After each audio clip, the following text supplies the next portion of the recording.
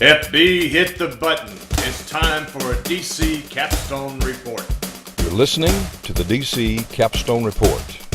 The DC Capstone Report is brought to you each time this week by Golden Shores Productions. Well, Gary, yeah, it's a great game last week. Good to be back on the report today to be able to have the privilege of doing that. Having to win that game last week was important for Alabama. And I think just going back and looking at last week's game against Clemson, really you saw Alabama come out, and I would say I use the word dominate. I think they came out and dominated the game in all phases of the game, especially on defense. They came out and dominated Clemson defensively. And I don't think, other than maybe you or me, and as we discussed last week, we thought Alabama was going to come in and play a great game and do a great game. But I don't think any other national person that I saw gave Alabama a chance to come in and dominate the game. Even the ones that picked Alabama said it would be a close game. But I know that Alabama had a chip on the shoulder going into that game, was a big part of it. They were looking forward to playing Clemson again. I believe each player had invested a lot the year before. The ones that were here, it felt like they had let down some of the seniors or the juniors that went on to be in the NFL. They thought they had that game last year won. If you remember, Jalen Hurts runs down the field in last year's game, championship game, and scores the game, what we thought was a winning touchdown, and the defense couldn't hold them for that last minute and 37 seconds. So I believe the defense felt like they had something to prove. And going into this game, every talking head on ESPN or Fox Sports was talking about how great the defensive line for Clemson was. And I believe that did two things. One, it really felt the defensive line of Alabama felt like they were disrespected because they felt like they were good too. And I believe the offensive line felt like that they were disrespected because they felt like that they were saying they couldn't gain any yards against Clemson. So I believe they went out there in that game with a perfect mindset to play. Just reviewing some of the things, Alabama had a really good scheme against a young quarterback. And that was that they were going to compress the edges and keep him in the pocket and try to make him throw to win the game.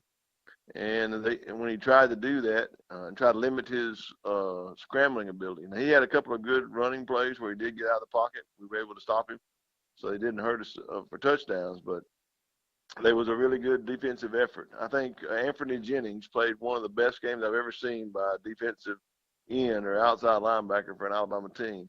He was able to control his side. Every time he was blocked, he was able to beat the block. He got pressure on the quarterback. He was able to stop reverses. He stopped runs to the outside, and he stopped the quarterback from passing.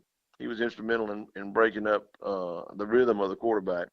And I said last week, if we could put pressure on Kelly Bryant, he'd make mistakes, and he did just that through two costly interceptions. And I believe was turning points in the game. But I think the turning point in the game came when Alabama started the second half with that 10-3 lead and then turned the ball over on the very first play. I think the defensive mentality, the identity that we wanted to show was that we were going to dominate. I think the defense came out and they dominated Clemson on that next series, and they lost yardage and was able to kick a field goal, and I think that was where the turning point of the game. The very next time Alabama gets the ball, they drive down. Jalen Hurts makes a good play. When Clemson gets the ball again, they come up. And Deron Payne makes an excellent interception. He runs the ball down. They get a penalty on that horse collar tackle. Then Jalen Hurts makes a great play. I guess a great play call for the Deron Payne to catch that pass. And I thought it was a great pass for a big man to catch. Tiptoed in the end zone there. And I laughed myself. I thought to myself, wouldn't I have loved to have been in the room with the offensive assistants trying to convince Nick Saban that they needed to throw the ball to a 300-pound defensive lineman. But it did work. I thought it was a great play. It was unexpected, and it was a great play. It's a great time to call a trick play like that when you least expect it. So I think that was a big.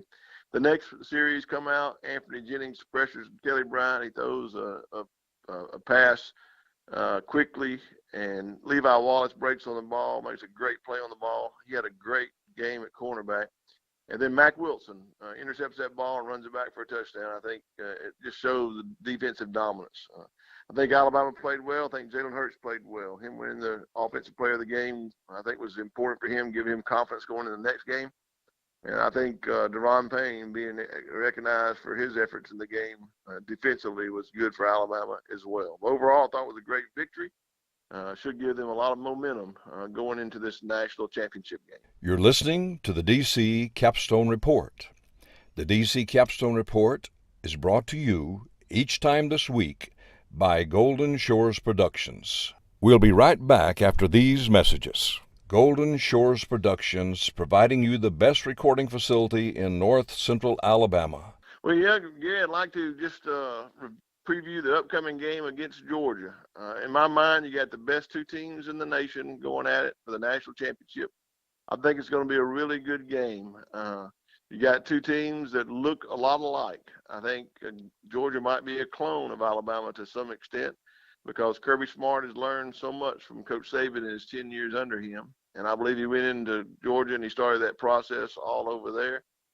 And I believe he's going to have a team that is going to be a tough team to be reckoned with because I believe they're built a lot like Alabama. But I do think Alabama has some advantages in this game. And I think, one of them is Alabama's offensive line, I think, will match up well against the defensive line of Georgia. Now, Georgia has a really good defensive line, but I'm not quite sure that they're good as the defensive line against the Clemson had. And Alabama offensive line should have a lot of confidence going in this game that they can block.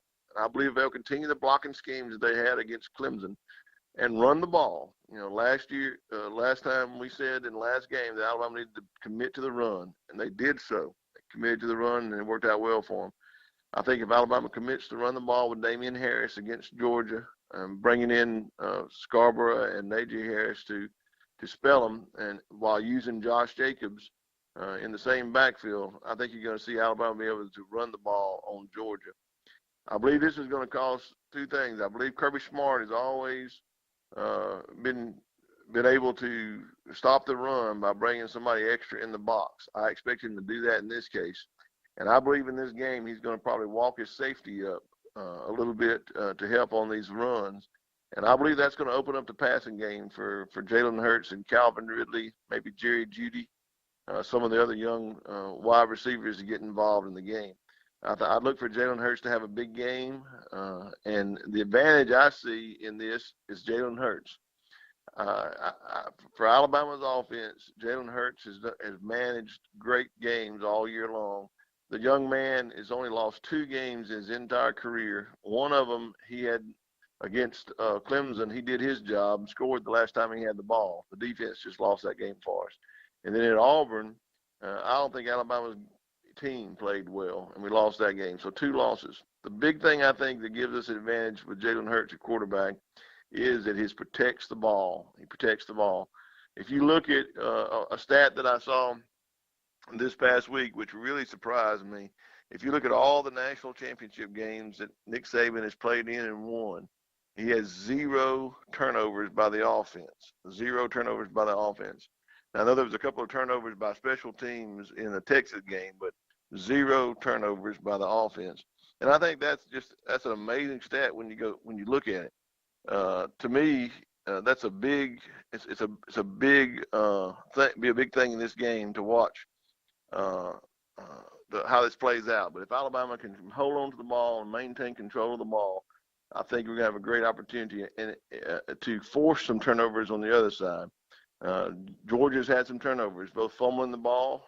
We saw a big turnover by Sony Michel in their semifinal game against Oklahoma, and they were able to overcome that. But Jake Fromm has had some overthrown passes, some high passes that have been intercepted. And I think if we pressure Jake Fromm in this game like we did Kelly Bryant, he'll have opportunities that we'll have opportunities to pick the ball.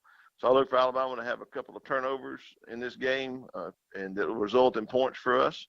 And I look for Alabama to maintain the ball. If we maintain possession of the ball while running the ball and we don't turn the ball over, I think Alabama has a great opportunity to win this game against Georgia. Georgia is going to come out fighting, and I think it might be a close game. I'm not sure it's going to be a high-scoring game like it was against Oklahoma and Georgia. But I really believe Georgia expended a lot of emotion winning that game against Oklahoma. I think Alabama is going to be well rested, going to be able to control the ball. And I think in this game against Georgia, it's going to be a great game, maybe a game for the ages. But what better place to play it in Atlanta, Georgia, between two SEC teams, the top teams in the nation. I think after it's all said and done, Alabama wins the game. My final score in this game is Alabama 28, Georgia 17. You're listening to the DC Capstone Report.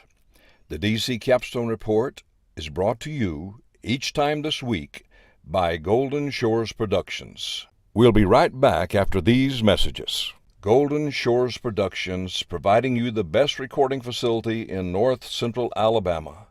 Well, Gary, this time in the show, I always like to highlight a couple of people that are players on the team that are going to be instrumental in the upcoming game, and I think that's important to kind of highlight a couple of players. Before I do that, though, I want to give you and all the listeners out there a stat that I heard this week that really blew me away. And this stat, I don't know if everybody knows it, if everybody talks about it, because I don't hear many people talking about it. But this Monday, when Alabama plays Georgia for the national championship, the stat will prove out that every player that Nick Saban ever recruited from 2007 to 2017, every player will have had an opportunity to play for a national championship. Now, there's no other team in college football can say that. Every player, and let that sink in, everybody, every player that Coach Saban has ever recruited at the University of Alabama from 2007 to 2017 will have had an opportunity to play for a national championship. And if Alabama wins the game, which I predicted that they will, then every Saban recruiting class will have won a national championship at the University of Alabama. Every opportunity would have had an opportunity to win that. And if they win, everyone would have won a championship. And there's no other team in college football that can say that. Well, I say that because we're going to highlight some players today that were recruited by the University of Alabama and recruited not in the state of Alabama, but outside the state of Alabama. On offense, I think the person that's going to have a critical role is going to be a 6'2", 295-pound offensive lineman who's a senior that hadn't played much this year. His name is J.C. Hassenauer. If you remember in the game against Clemson, Lester Cotton had a great game, imposing his will on the defensive lineman there and making some great blocks. Well, he got injured in that game. He hadn't been able to practice. Coach Saban's rule is if you can't practice, you don't play. And J.C. Hassenauer's taken all the snaps so far in practice. He's been a little used offensive lineman from St. Paul, Minnesota. He was highly recruited coming out of high school. And he's still on the bench here and played second team most of the time in his time in Alabama. He was recruited as a center, but he's been able to come in and play guard and when anyone's been injured. And he has some experience this year doing that. But I look for him to be a very integral part of the offensive side. If he can come in and he can open the blocks for the Alabama's running game, Alabama's going to have a great opportunity to win the game. So look for J.C. Hassenauer to have a big game in this game against that Georgia defensive front. Now, on the defensive side of the ball, we also had an injury on that side of the ball. Anthony Jennings, who did such a great job, is out for the game. He had a knee surgery this past week. He'll be out for the rest of this season. Hopefully, he'll be coming back next year in full and have full recovery. But in this game, I look for Terrell Lewis, an outside linebacker. He's 6'5", 254 pounds. And he's a sophomore, 19-year-old sophomore, to play. He played great in that opening game against FSU, if you remember, Gary, and he got injured in that game. And he just came back for the Auburn game, and in that game he played some, but wasn't fully recovered game shape. I think in this game against Georgia, he'll come in and he will play up to his level of ability.